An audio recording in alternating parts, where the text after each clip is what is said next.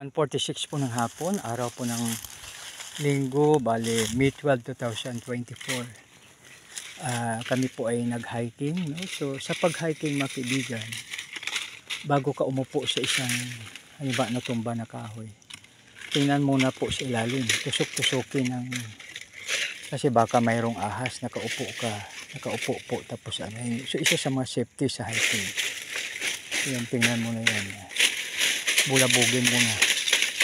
So kailangan natin bulabugin, lalabas lang, lalayo lang naman yan kung may alam nilang may tao, no? Kaya makaibigan, maging safety po tayo, no? O kaya safe na doon tayo upo sa pangalawang pangalawang upuan po niya.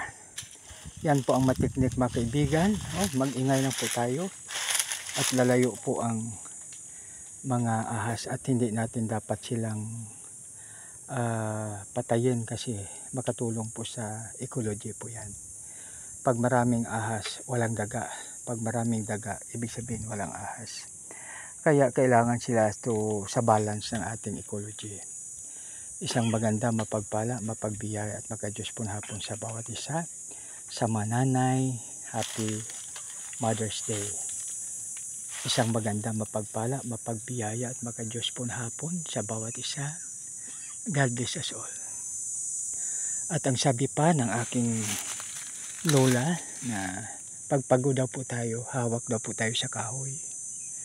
So iwan ko kung gaano katotoo, kaya yung mga science teacher, paki-comment naman po kung totoo ba na pagpagod na pagod daw po tayo, kukuha daw pa tayo ng energy sa kahoy sa pamagitan ng paghawak o pagyakap. Yakapin nga natin. So totoo po ba, no? So sa mga science expert, please help me, no? Kung totoo ang sabi ng lola ko na kung pagod na pagod sa paglalakad, humawak sa kahoy at magkaroon ka ng energy. Subalit ayon naman sa Word of God, siyempre si Lord ang napibigay sa atin ng strength sa ating mga lakad sa araw-araw. Isang magandang hapon sa lahat. God bless us all.